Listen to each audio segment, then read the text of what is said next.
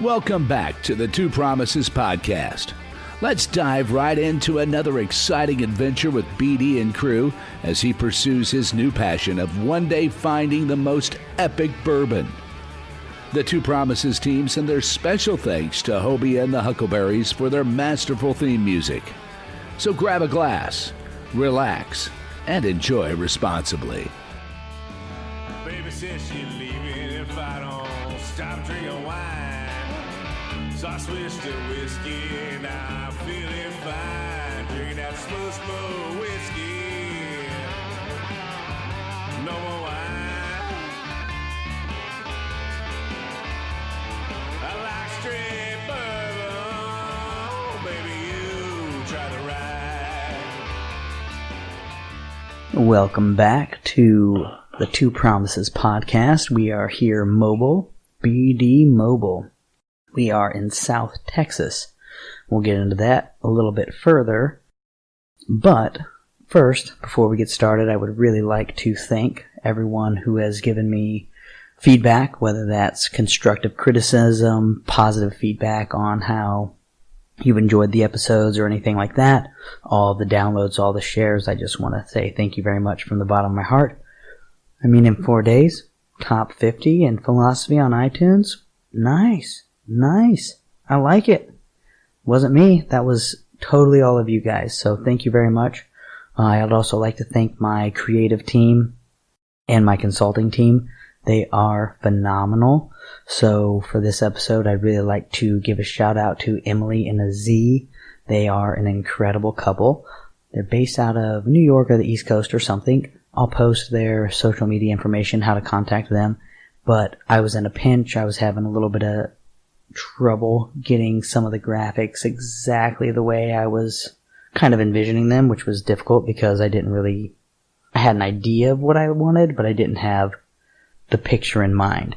So this couple did a phenomenal job of just taking the words that I was trying to tell them and turning them into a very creative piece of art. One thing that I kind of like to do is just give people a little bit of their artistic liberties and just kind of see what flakes out.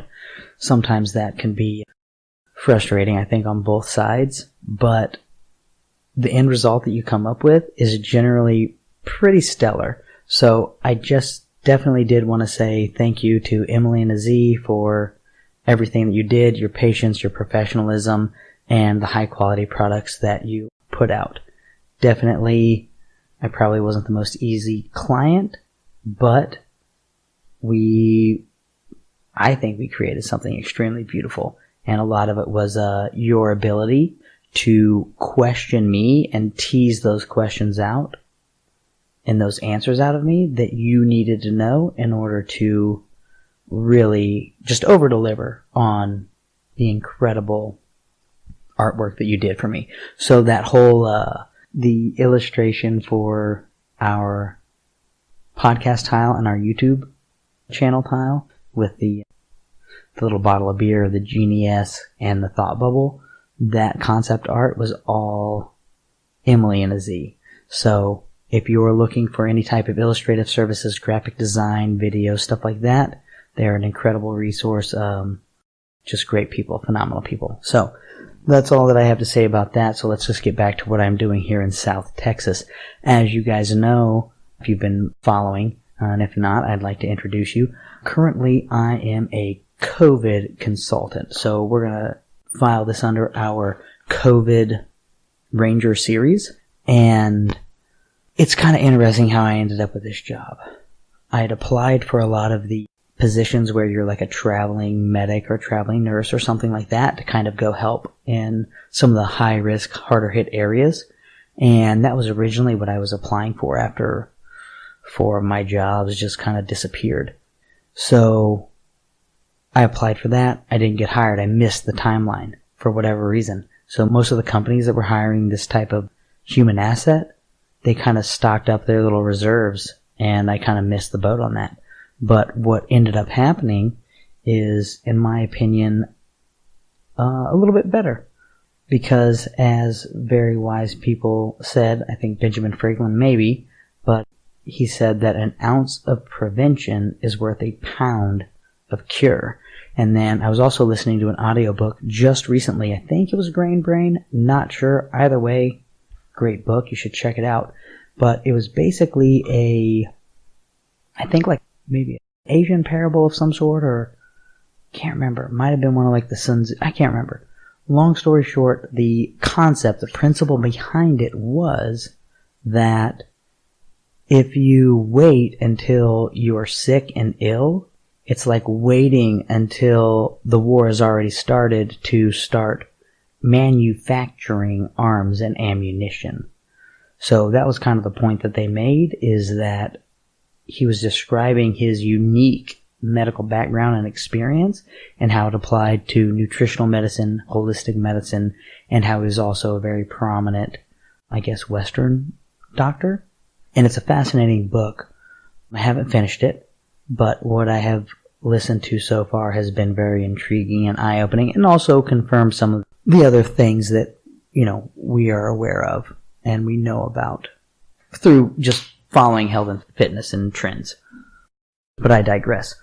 So what has ultimately ended up happening is, instead of me kind of treating people that were injured and ill, which has been a lot of my medical experience throughout the Navy, but since I've been dabbling in education and training and consulting, I found a really interesting niche, and I enjoy that because, I get to play a part in preventing, large spikes of infection. And essentially what I'm doing now is I was hired to come down and consult with a handful of the local businesses. If you've been following the news, this area of South Texas has had an exceptionally high mortality rate compared to other, hotbeds of the COVID-19 pandemic and virus.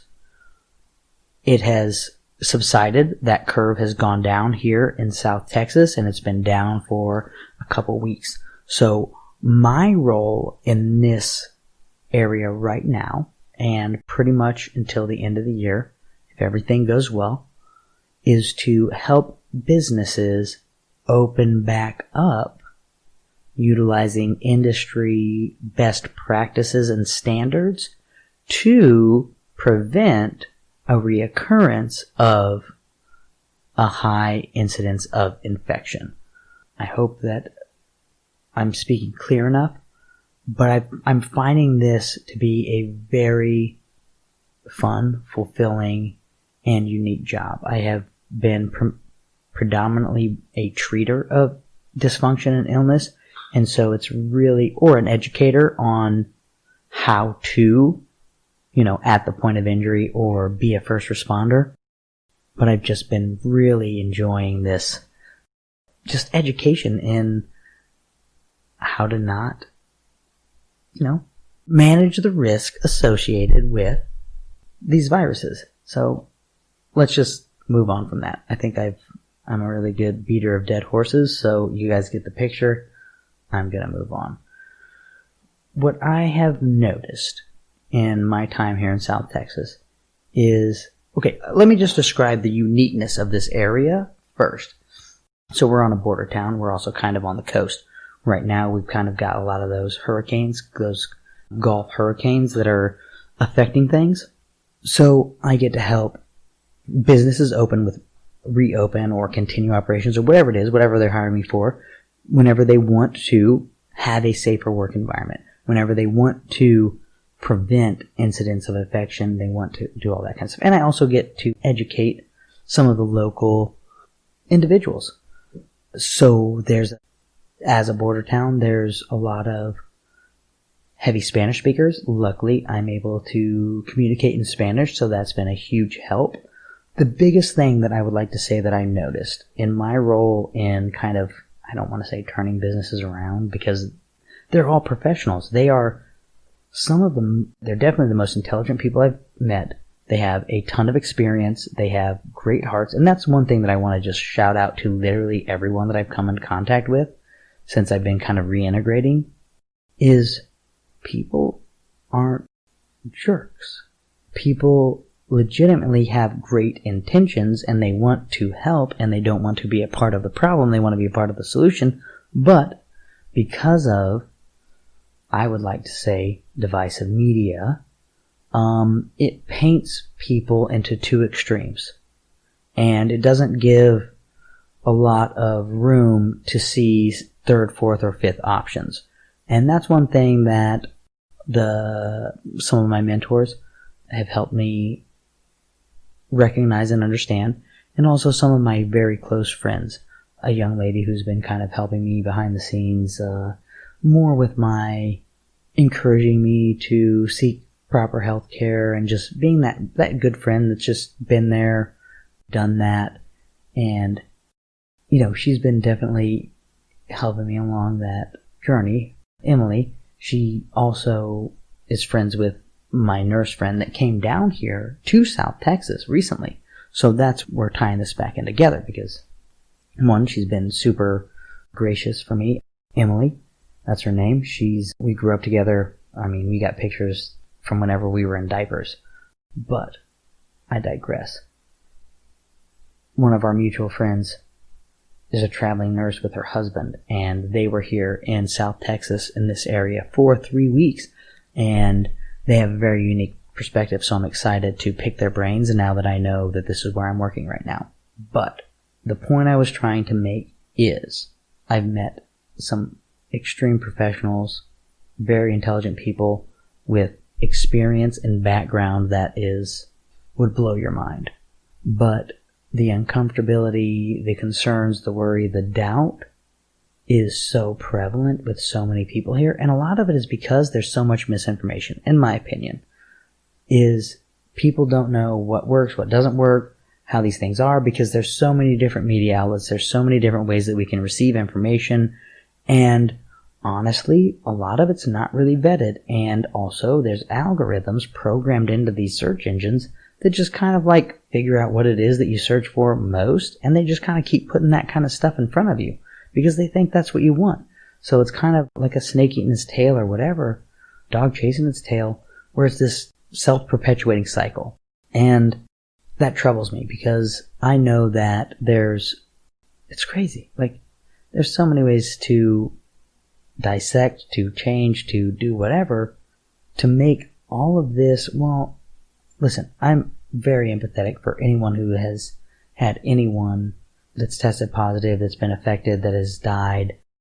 I mean, my background is I have treated people in all kinds of conditions, and I guess would identify as a peacemaker. That's kind of my heart right now, and I think it always has been. I just haven't always recognized that. But these managers with their whole lifetime of experience of doing these things are almost paralyzed because they want to do the best for everyone and they're trying really hard. And that's part of my job, is to help highlight those areas of growth and help people step into them. So that's kind of what I would like to talk about in this episode. I know that was a long intro, but I was kind of trying my very best to set the stage, because the biggest struggle that I have been having in my COVID consulting experiences, and if we want to be a little bit more broad, really, in most of my professional experiences, is helping people. Okay, not professional experiences, let's back up. But if you're talking about leadership and people who develop leaders and personal development, personal growth, and how we all have our plateaus and our sticking points, and as a consultant, what I do is help people get past those sticking points, get past themselves, so they can implement some of these best practices that might be, even though that they're obvious, whenever I say it, it's going to sound super obvious, but it's not the knowledge that is difficult to attain. It is the application of that knowledge. And that is the difficult part, getting people past themselves, mindset, all of those things that we go to events about, we network about if you're in those entrepreneurial circles, or maybe you just feel that inherent desire in and of yourself to grow, to learn, to do, to expand your mind, to expand anything around you that you're passionate about. So with that being said, getting people past themselves. I just want to go into a tool that I have been using lately that, well, it's not perfect. There's always room for growth. It's definitely been a tool that has been super helpful for me. And I'll have to go back into the history books a little bit. But before I do, let's just open this back up with a beverage because it would be very rude if I did not. I'm with myself, a monologue. I know, maybe not your favorites, but it's what we got to work with. You know what I'm saying? I'm on the road. So, currently, I have finished my daily duties as a COVID security consultant and medical professional, and I am enjoying a tequila on the rocks with a squeeze of lemon and a squeeze of lime. And let me tell you, while it's not bourbon, it's doing me right. So I'm super grateful to be here with you guys. But I wanted to get to, now that we've discussed that, is the 80-20 rule. And I was originally introduced to this rule maybe in buds, in training. And I think it was whenever I was rolled for some fractures in my legs. And this officer, I hate to admit it, I know. It's awful. So this officer introduced me to the 80-20 rule. And I know. Like I just said, I hate admitting it, and it's mostly because I hate admitting that officers actually have intelligent and applicable sentences to offer to somebody. I mean, they can be coherent, and they can actually, put words together in ways that make sense. And so, as I gotta give honor where honor's due. That's what I'm saying. The truth, the 80-20 rule has been a principle that has been super effective for me. So let's just get into the 80-20 rule. I'm going to put it really simply because I think that's the way he said it, is he said, if you do the right things 80% of the time, say health-wise or professionally or whatever, and you give yourself cheat experience or cheat time or cheat days or cheat meals, the other 20% of the time, you're still a huge net positive. And if you keep doing that over time, it's just going to exponentially multiply. A great book for that is The Compound Effect. If you haven't read The Compound Effect, you're interested in personal growth, you're interested in how just very small changes, very minute changes that a lot of times we think that in order to change our lives or in order to do something big, we have to start from something big. But that's not the truth. You could take a very small change and implement it slowly over time. Could be a 15-minute thing, could be a 5-minute thing, could just be something you think about regularly. But that consistency just multiplies in ridiculous ways. Some examples that I would like to discuss would be, I'm just going to give an illustration from the book, The Compound Effect, because that's the easiest way for me to do it. He was basically talking about two gentlemen who made a simple lifestyle change. One was a guy picked up baking. Seems like good midlife crisis job, you know what I mean? Something that he's trying to do different, learn something, expand his mind, maybe, do something different for his family. Give them a special treat or something. So he started picking up baking, but what he didn't understand was he was eating a lot more of those calories as he was experimenting with all of these things. And so he ended up gaining weight. Another gentleman, same age, same, say, socio-political, social stratification, economic group, whatever you want to call it, he just bought a pair of, athletic shoes and decided that what he was going to do instead was he was just going to do something active every day. And that was his little tiny domino. Neither of these were huge, lifestyle changes. It wasn't a complete overarching change in everything. But the illustration was that over time, the baker ended up gaining weight, and it negatively affected all of his relationships, from his wife to his kids to his job to his relationship with himself. He was extremely depressed, and it was not a great situation to be in. The other guy, on the other hand, he experienced exponential growth in all of these areas of his life: relationships, professionalism, personal growth, etc. So, that is, in a nutshell, the compound effect. But I recommend diving deeper. There's a ton of extra concepts in there. Whenever they discuss Big Mo, it's incredible. So back to this officer who told me about the 80-20 rule.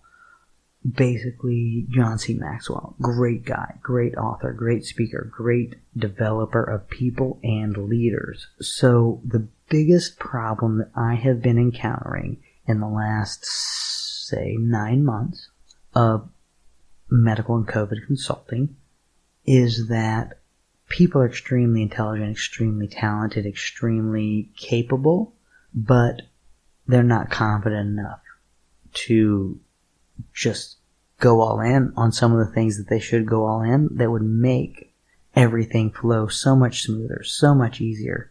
And that is a personal struggle of mine, and it's something that I've been very interested in exploring and learning more about. So for instance, let's just give you an example. I can't really mention any names because obviously I respect my clients and their personal, their privacy. But we'll just say the manager. The manager is in a very delicate position because one, he is a leader and he cares about his people. He cares about his job. He cares about keeping people happy. Keeping people happy is great. Having a good positive work environment where people are willing and excited to show up and provide a great experience. And I'm telling you, some of the people that I have been honored and lucky enough to consult with are like extremely wealthy, who have extremely professional staffs. And it's like on the surface, there's literally nothing that you could think of. But here's my thing. As a consultant, I have to develop people. I have to develop leaders. I have to help people be able to take that next step and go up to the next plateau so that they can sustain this new level of growth or this new level. And I've had some really great mentors. David Nieves is one of them. And I mean, I'm sure, same with James Bradford or any of these guys, but they say that there's a devil at every level. There's a devil at every level. And that's kind of what I'm seeing with the manager, is he is being confronted with this devil where it's like this perfect storm of everyone's anxieties, everyone's stress. And let's just be honest, like, these are interesting times. And I think I mentioned it before, I alluded to it before. If I said it before, bear with me. I'm working on it. But people are good-hearted, people are well-intentioned, people are not trying to be jerks to other people. But people are also humans, and they're also under a lot of stress. There's a lot of unknowns. There's a lot of uncomfortability. There's a lot of future doubt. So, I'm bringing it back around. I promise. I know it doesn't sound like it. But what I have mostly noticed is that people are getting in their own way. People are creating their own problems and their own nightmares and their own everything. And it's no different from my experience in the Navy. Most of the emergencies that occurred were self-induced. And I don't mean that personally, but I mean organizationally. So it goes back to people's mindsets, to people's frames of reference, to people's ideologies, their own values. And for people who don't know me or getting to know me, new listeners, people who don't know me personally, whatever it might be, is that I believe and believed before that I had a lot to offer, and that's that just get those, unicorn dreams accomplished. And because it is a mindset, because it is a frame, that's the reason why, we're all human, we're all fallible, and we get stuck in cycles and we get stuck in plateaus. So, what I'm working on is encouraging, enabling, building the mindset of this manager, because I know, because of his background, his history, his resume, if you will, whatever you want to call it, he's got enough to be just a rock star. I mean, he's already a rock star. I'm not negating his level of expertise, but he could... Okay, if you have ever been in a place where you've plateaued or you felt like you plateaued and you just can't seem, no matter how hard you try, to gain elevation, to get to the next level, to find that next ridge line, then this is for us. This is for all of us, because I've been there too. This is exactly what's going on. So, my message to him, and anytime you're in a personal conversation, you're talking to other people, you're doing whatever, you're not necessarily always 100%. No one's 100% all the time. But what I have done in the past, what I see many people doing, many leaders doing, and what John C. Maxwell gives tools on recognizing and coaching through, is that while you can use the 80-20 rule in your personal life, which I have done to get in better shape, to lose a lot of that extra fat that I had, to feel more confident, to feel more energized, I tried to make the right health decisions 80% of the time, and I gave myself that 20% of the time, buffer room, error, refractory period, whatever, to reset my mindset, to reset my peace, to recenter myself. But many times, leaders, myself included, is we allow 80% of the problems to be created by 20% of the people.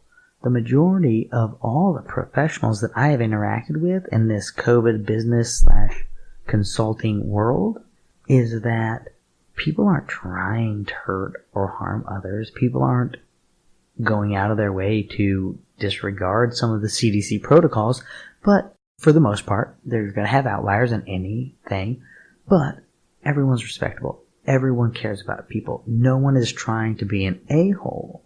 And for me, that's very powerful because I know that we have a good place to start. Because essentially, the goal is to not let that 20% of people that create 80% of the problems drive your mind. And by that, I mean your time, your energy, your clarity. So if you realize that that might be a situation that could be less than excellent, give yourself that leeway to step back. And on the other side of the coin, it is extremely important for us.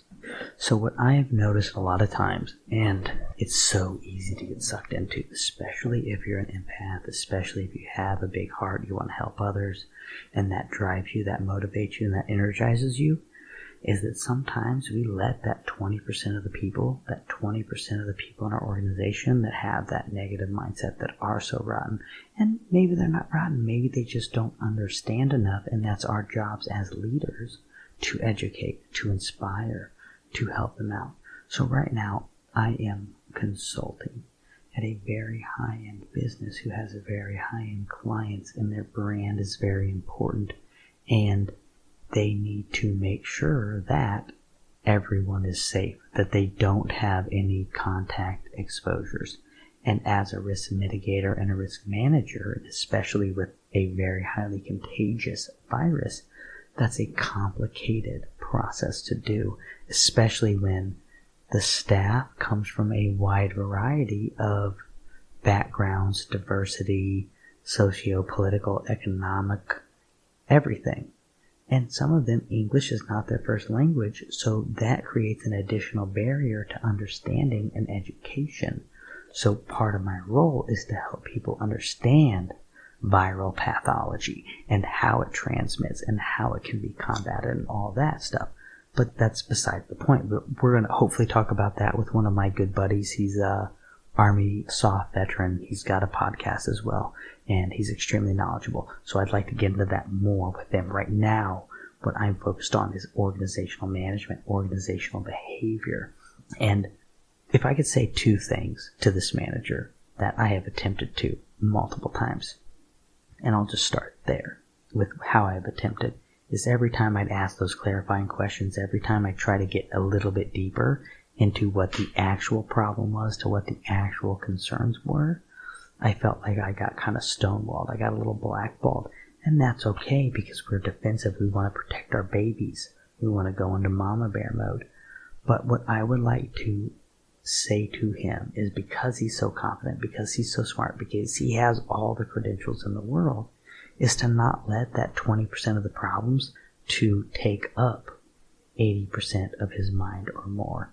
And that's something that I've been working on, and I just wanted to communicate that in this medium. So, with that being said, I was also talking to a 15-year-old with his family, but he is just this super, I don't know, they say old soul or whatever, wildly intelligent, great communicator, can joke around with the 60 or 70-year-olds as well as the 30 to 40-year-olds, and, I'm sure with his peers as well. But incredible dude, it was great. But one thing that I was able to pass on was the value of learning communication, whether that is through personal development, whether that is formally, whatever. But I think that if you had a side project for a big season of your life or the rest of your life, I would recommend doing a dive into communication, because that relates into people's ability to learn and retain information. Which, again, that leads me into my biggest problem, which is I'm guilty of it. A lot of people are guilty of it. But again, we're stressed. We have a lot of concerns. We have a lot of issues. And, we still want to provide and want to do good things, and we want to help people. So if I could give a couple words of advice to this incredible individual, and I don't in any sense of the imagination attempt to be demeaning or anything. This is all for the best interest, because obviously my goal is to reduce the recurrence of infection. They had a super high mortality rate. My whole goal is to help that from not ever happening again. And what I'm noticing is sometimes people aren't confident to make the decisions, to make the choices they need to make to keep people safe, to put people's mind at ease, to continue driving the mission forward and finding that very delicate balance. And whenever you let that 20% take up 80% of your mind, when we're talking about mindset, we're talking about life, we're talking about energy, whenever you let those few people in your network, your influence, your sphere of influence, the people that you care about, the people that you resonate with, whenever you let all of those fears and doubts that, the media might project, that we might project on each other or ourselves or whatever, and you let that take up 80% of your mind, that's not healthy. And by mind, I mean time, energy, effort, anything that you put into that will detract from opportunity cost of whatever other engagement you might be doing. So, that is the challenge. How do you take people who are living in this world of expressed or projected doubt, and how do you open their eyes whenever, like I said, I ask clarifying questions just so I can understand better, but instead of him answering my question, I heard an excuse. And it was always framed as an excuse from somebody else, not his personal excuse. And we got in this very circular conversation where nothing was really accomplished. And that's frustrating to me, because it's frustrating to me because it is a manifestation of the projection of different sentiments and feelings from other people, which, quite frankly, is exhausting. I'm really excited to continue this discussion in the future. It's getting extremely late here. I really do need to get some rest. I have a very long day tomorrow as well, but I did want to get something out there. I did want to record a little bit, and I just wanted to kind of talk about that. I get very passionate. I get very aggressive. I had a great day. It was a phenomenal day. I love everybody that I'm working with. Everybody's got a great heart, and that's kind of what I was saying. But a lot of us have great hearts. A lot of us have good intentions. A lot of us want the best for humanity and the best for others, but sometimes we need that extra push, or we need that extra little guidance to just break past that plateau, to break past that ceiling or that glass ceiling or whatever it is that, we feel above us that is preventing us from really stepping into ourselves and being those just strong, powerful people that we are. So, because I get passionate and aggressive and I want to help so hard and I want to help so much, I ask tough questions. I drill down deep fast, and I probably make people more uncomfortable than they care to be. But it's because I need to learn the dynamics of these relationships, the locales, etc. very, very, very fast, so that I can help them course correct it. And the end goal is more health and more safety for everyone, all of our neighbors, co-workers, friends, etc. And education is a huge part of that. And since things are changing so much and things are developing so rapidly and things are so chaotic in different people's mindsets for different reasons, because everyone has a different collective experience than everyone else, so essentially all this crazy information that just keeps changing and keeps flipping back and forth, and nobody really knows what to worry about and what not to worry about and what's okay and what's not okay because of all the mass things and all this things. But essentially, I would like to describe it as your ship or your boat not having steerage, either from the helm, from the any of the places where you could steer it. And, oh, by the way, there's a storm. It's getting tossed, you're getting pushed to and fro, you're getting exhausted, maybe vertigo, whatever. But the point is, people are stressed. People are in stress overload, and they're worried. So I would request that we all band together as brothers, as friends, as co-workers, and just be on the same page and politely reiterate staff to display their wrist guard. And I know that sounds so simple. It sounds so basic. So last night, I was literally falling asleep while talking on this microphone. So I'm resetting, I'm getting this back together, and I just wanted to kind of close up some of those comments that I was making about when you see the potential in an individual or an organization, and you can see just how far they can go and just how much they can do. And I don't know, for me, I just have this big passion to kind of help them to get over that plateau, to break into that next level of growth, because the peace of mind that they could find there. And again, one thing that really frustrates me about communication is people's hesitancy to be open, honest, and authentic. Because sometimes people, unfortunately, talk about things they're worried about, doubts, fears, all of these negative things that really just drag us down and bring us down psychologically, physically, etc., because it all is interrelated and impacts each other. So it's frustrating to see people just throw that out there as casual conversation, because that's just how they fill time. That's just how they communicate. That's just what they talk about. And for the fixers out there, for the empaths, for the, people who like to see results and want to help, you can see where that might go. But I'm not going to beat a dead horse. I'm traditionally pretty good at that. So I'm going to wrap that up. I'm going to, again, shout out Emily and Aziz. They are an incredible couple. They work through adversity. They work through everything with so much grace, and they were just a great company and organization, or a group of people to work with. Thank you for joining us today on this curious roller coaster of life.